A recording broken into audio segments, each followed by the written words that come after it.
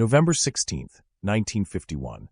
Morning fog curls over Portsmouth Harbor, swallowing the outlines of gray hulls resting at anchor. A chill wind moves through the docks, carrying the smell of salt, oil, and iron.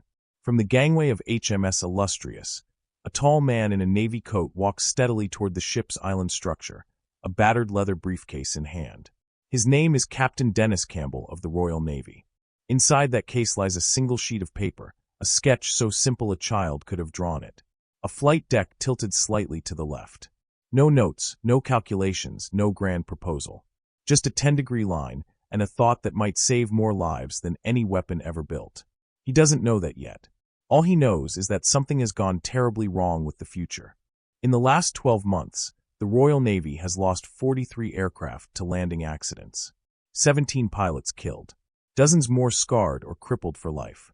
Every one of those tragedies occurred in the final moments of flight, during the most dangerous 30 seconds in aviation, the approach. A 40,000-pound jet, moving at nearly 140 miles per hour, must catch one of 4 steel arresting wires stretched across 60 feet of deck on a ship that pitches and rolls in the open sea. Miss those wires, and the pilot faces a wall of steel cables called the barricade, a last resort that can either stop the plane or shred it to pieces. Across the Atlantic, the Americans face the same nightmare. The jet age has arrived too fast for their carriers to keep up. In 1951 alone, the U.S. Navy records over 700 catastrophic mishaps, accidents resulting in death or total aircraft loss. More than 2 every single day in peacetime. The Korean War only amplifies the toll. The USS Boxer reports 7 barrier crashes in one cruise. Princeton loses 9 aircraft in 4 weeks. Carrier aviation, the pride of modern navies, is quietly tearing itself apart. The problem isn't courage. It isn't skill. It's physics. World War II's piston-driven fighters like the Hellcat and Corsair could cut power instantly and drop neatly onto the deck, their propeller engines responding in fractions of a second. But the new jets, the Panthers, Meteors, and Seahawks, aren't built that way. They're faster, heavier, and dangerously sluggish at low speeds. When a pilot throttles up, the engine takes 6 or 7 seconds to respond, an eternity when the deck is rising and falling beneath him. Those 7 seconds decide life or death. Landing signal officers stand at the edge of the deck, waving colored paddles and shouting corrections through handsets. But by the time a pilot sees the signal that he's too high or too low, it's already too late. The deck has moved. The moment is gone. He either hits the barricade or the plane's parked beyond it. The future of flight has outpaced the ships meant to receive it. Every admiral knows it. Every engineer knows it. They just don't know what to do. The solution, everyone believes, is stronger barriers, better gear, more safety nets. But barriers only save the lucky. When they fail, and they often do, they destroy everything forward of the landing area in a single fiery chain reaction. Jet fuel, ammunition carts, parked aircraft, all go up in seconds. Fire spreads across the deck faster than water can douse it. Men die where they stand. The mathematics are merciless. A Panther landing at 125 knots covers more than 200 feet every second. Miss the wires, and the pilot has just over 2 seconds before he slams into the barricade. 2 seconds to live. The system allows no mistakes, no margin for human error, no second chances. And that's what haunts Captain Dennis Campbell. He isn't a scientist or an engineer. He isn't even a designer. He's a career officer and bureaucrat, assigned to the Ministry of Supply to oversee paperwork, coordinate technical requests, and attend endless meetings about aircraft parts and maintenance contracts. But unlike the engineers, Campbell can't ignore the funerals. In the autumn of 1951, he stands at yet another graveside. A young pilot, 23 years old, has died after missing the arresting wires on HMS Implacable. His name was Michael Lithgow, one of Campbell's former students. He had done everything right. Perfect approach. Perfect speed. He simply floated 6 feet too far. The barricade failed. The jet disintegrated in front of the bridge. His widow was 5 months pregnant. Campbell leaves the funeral shaken. "We're murdering them with our own equipment," he tells a colleague quietly. A pilot can do everything right and still die because 60 feet isn't enough space for error. Most officers say things like that and move on. But Campbell can't. The image won't leave his mind. The fireball, the screaming metal, the young woman holding a folded flag. He begins reading accident reports at night, stacks of them, hundreds of pages of dry bureaucratic text describing the last seconds of brave men. He sketches flight paths, draws deck angles, traces approach patterns. None of it makes sense. There's no room for forgiveness in these numbers. One misjudgment, one gust of wind, and it's over. He keeps searching for something, anything that might give pilots more space to recover. If you can't make the deck longer, carriers are fixed structures. Maybe you can make it safer. But how? Weeks later, while riding the train from Portsmouth to London, Campbell pulls a pencil from his pocket and starts doodling in his notebook. Straight deck. Arresting wires. Barricade. He sketches it again and again, then pauses. What if, instead of extending the deck forward or backward, he tilted the landing area slightly to one side? A simple diagonal line changes everything. If the landing path angles 10 degrees to port, the end of the runway no longer points toward parked aircraft. It points toward the sea. A missed landing wouldn't mean collision, it would mean open water. The pilot could add power, climb, circle around, and try again. No barricade. No explosion. Just a second chance. Campbell stares at the drawing, realizing the elegance of it. Nothing mechanical to fail, no new equipment required. Just paint and geometry. Still, doubt seeps in. Could it really be that simple? Wouldn't someone have thought of this already? He flips back through his notes, decades of design diagrams, all showing decks aligned perfectly straight with the ship's axis. The rule was so ingrained, no one had ever questioned it. Carriers had always been built this way. The laws of naval aviation required it. He closes the notebook, his heart pounding. It sounds insane, but the more he studies the sketch, the more sense it makes. The ship's role wouldn't matter. A pilot could still line up with the angled deck visually. The approach could remain unchanged until the final seconds. And most importantly, a miss would no longer mean death. For the first time in years, he feels hope.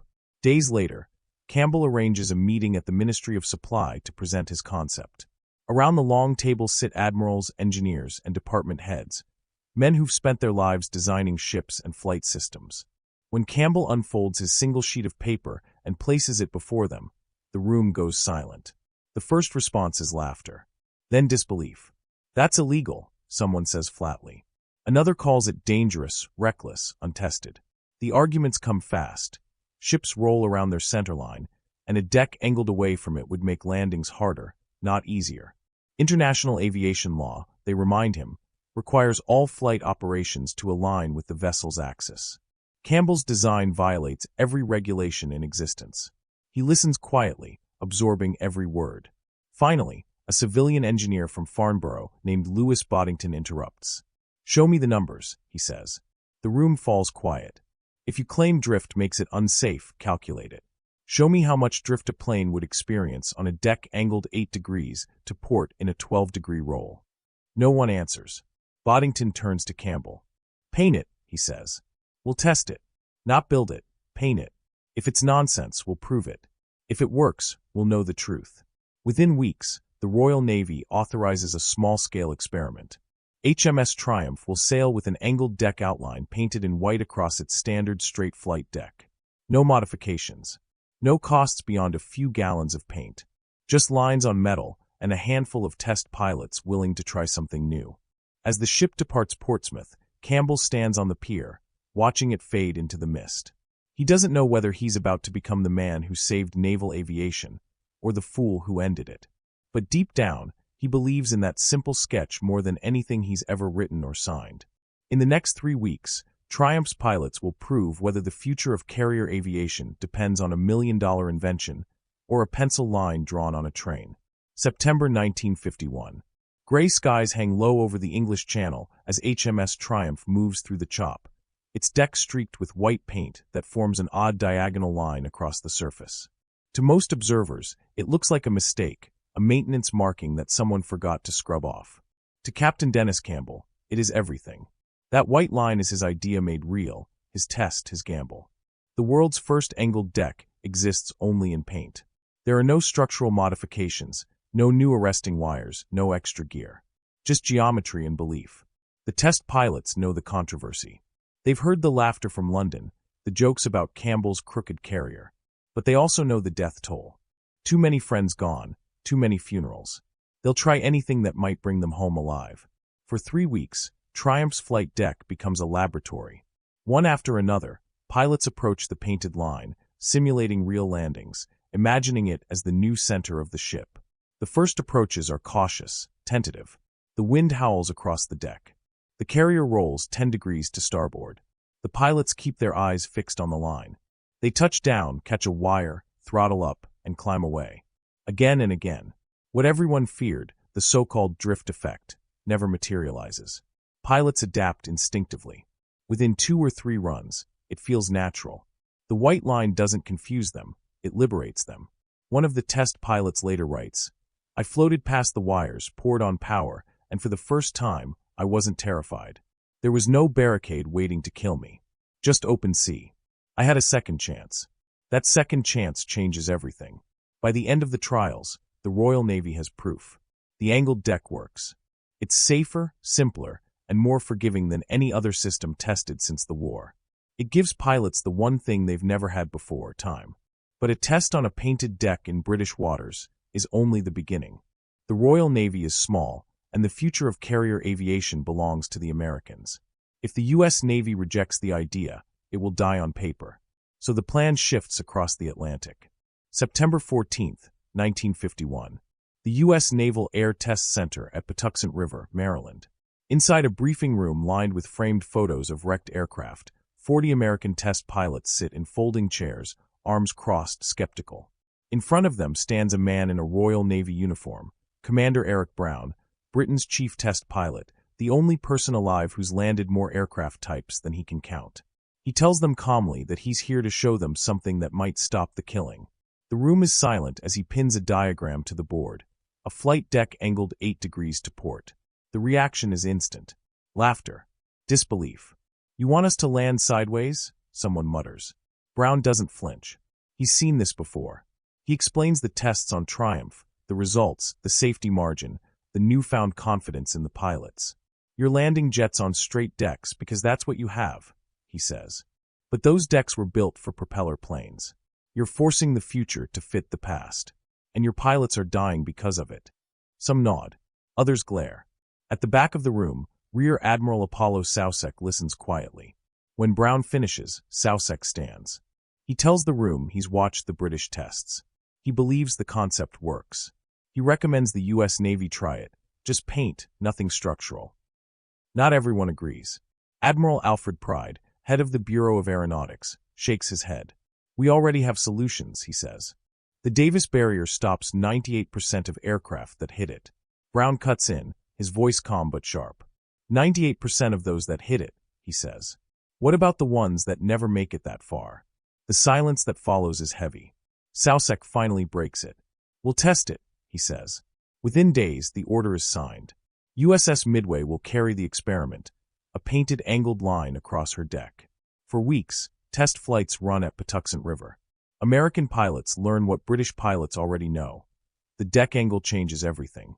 Miss the wires, and you're not dead, you're flying again. Within a month, the skepticism begins to crack. The reports grow positive. The old panic, that ever-present dread during final approach, begins to fade. But pain alone can't prove the system to the whole fleet. They need a real carrier, a real angle, and a real landing. That moment arrives in January 1953.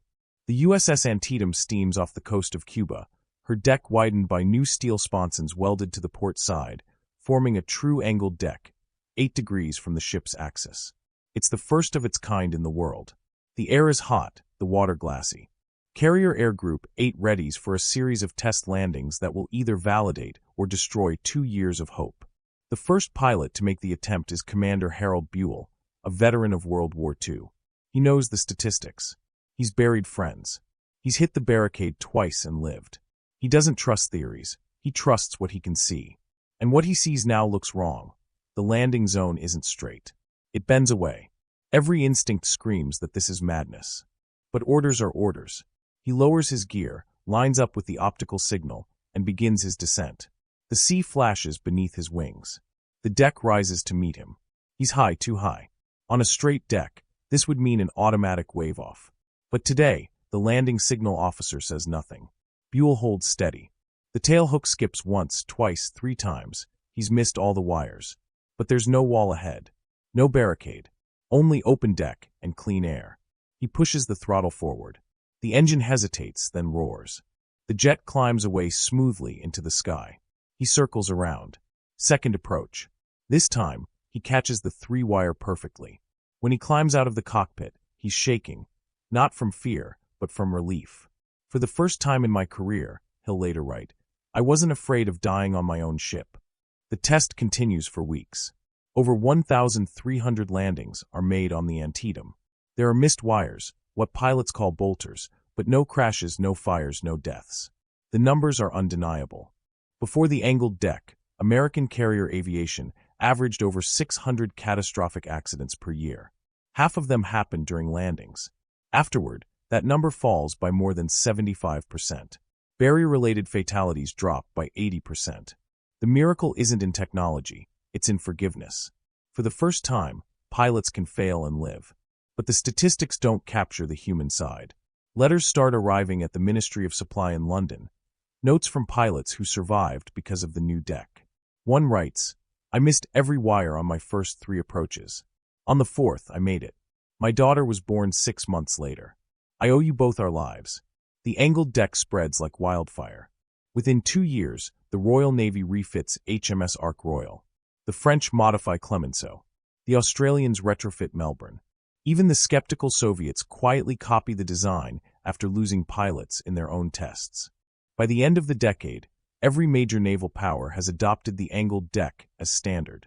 The world has changed, and hardly anyone notices. For Dennis Campbell, it's vindication. His pencil sketch, the one that was laughed out of a meeting, is now saving lives on every ocean. Yet he takes no credit. He gives interviews to no one, attends no ceremonies, and insists the engineers at Farnborough deserve the praise. He knows the truth. The idea didn't come from genius. It came from frustration, from the unbearable weight of preventable loss. It came from standing over too many graves. By 1955, the angled deck is no longer an experiment, it's doctrine. The next generation of carrier pilots grow up never knowing what a straight deck even looked like. The revolution becomes invisible, the way all successful revolutions do. By the mid-1950s, the angled deck is no longer a radical experiment.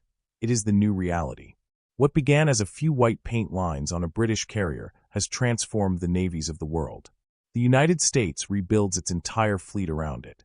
New supercarriers rise from American shipyards with permanent 8-degree decks welded into their very hulls.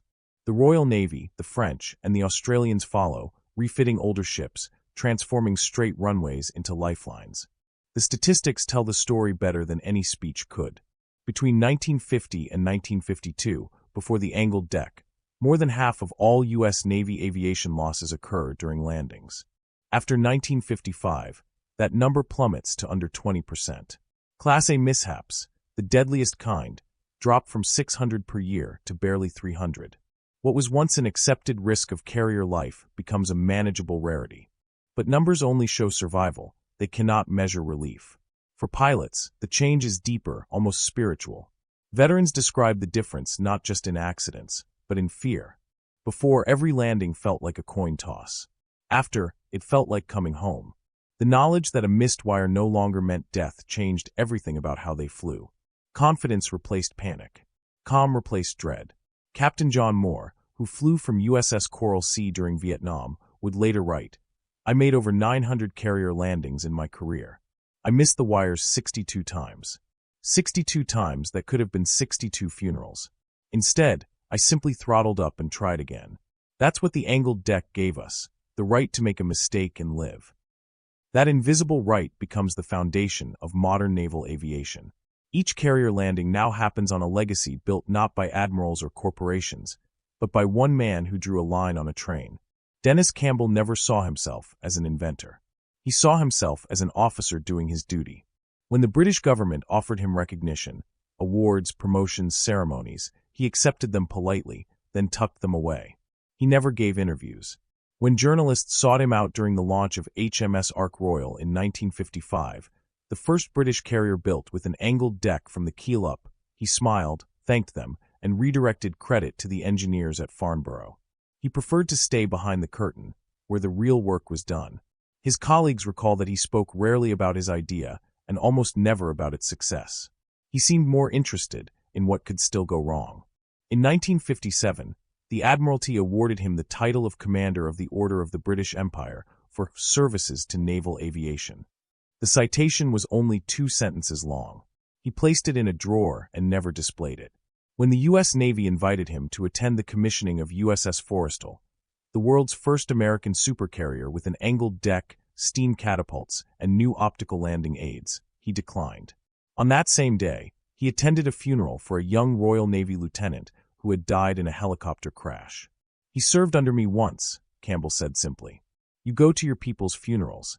His humility defined him as much as his innovation. Colleagues remembered him as meticulous, stubborn, and endlessly concerned about pilot safety.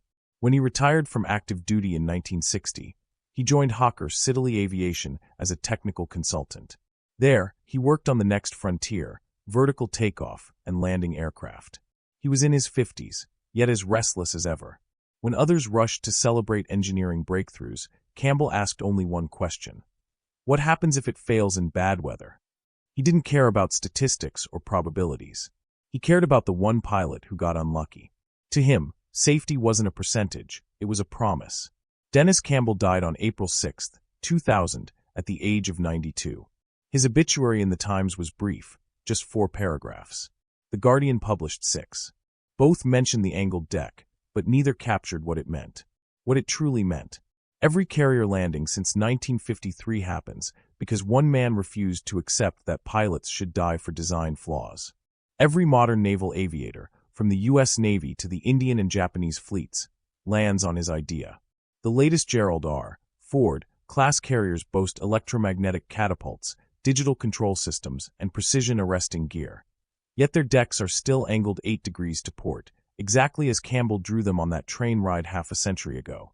Each year, over 15,000 carrier landings occur across the U.S. Navy alone. Statistically, 8% of those are bolters, missed wires. That's 1,200 chances for death that never happen. 1,200 lives saved every year because the deck no longer ends in steel and fire, but in forgiveness. Over 7 decades, the number of lives spared runs into the tens of thousands. But that's not the number Campbell would have cared about. He would have cared about the young pilot on final approach, exhausted, sweating, seconds from disaster, and still alive because of that angled line. Even decades later, his influence keeps surfacing in unexpected ways. In 2003, a retired U.S. Marine Corps pilot named Lieutenant Colonel Arthur Black tracked down Campbell's surviving family.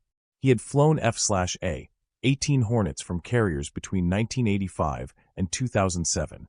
He sent a letter that simply read, "I never met your father, but I made 147 carrier landings in my career. I missed the wires 42 times and went around safely each time. That's 42 times I might have died if not for your father's idea. He gave me 42 second chances. He gave me a career, a family, and a life. Thank you." Campbell's son framed that letter and hung it in his home. His father had never kept his own awards, but that one he would have cherished. The true legacy of Dennis Campbell isn't metal or geometry or naval architecture. It's courage, the quiet courage to say, "This isn't good enough," when everyone else says that's how it's done. It's the stubborn refusal to let tradition outweigh common sense. It's the proof that sometimes progress isn't born in laboratories or committees, but in the conscience of one person who can't stand another funeral. The angled deck did more than save lives. It changed the way navies thought about failure. It redefined the relationship between man and machine, between precision and forgiveness. It reminded the world that innovation doesn't have to be complicated to be revolutionary. Today, no pilot alive remembers landing on a straight deck. The angled deck has become so natural, so universally accepted, that it's invisible, and that is the ultimate triumph. The revolution is complete when it no longer feels like one. Dennis Campbell's story is more than a tale of engineering. It's a reminder of what one person can do when they refuse to stay silent in the face of needless loss. He wasn't the loudest voice or the highest rank. He was a man with a pencil, a conscience, and the courage to ask, why not? Some ideas change technology.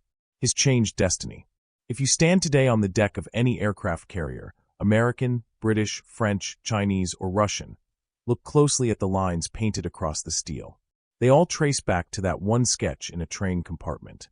The world's greatest war machines still follow a path set by the quiet hand of a man who refused to let pilots die for bad design. That's the power of a simple idea.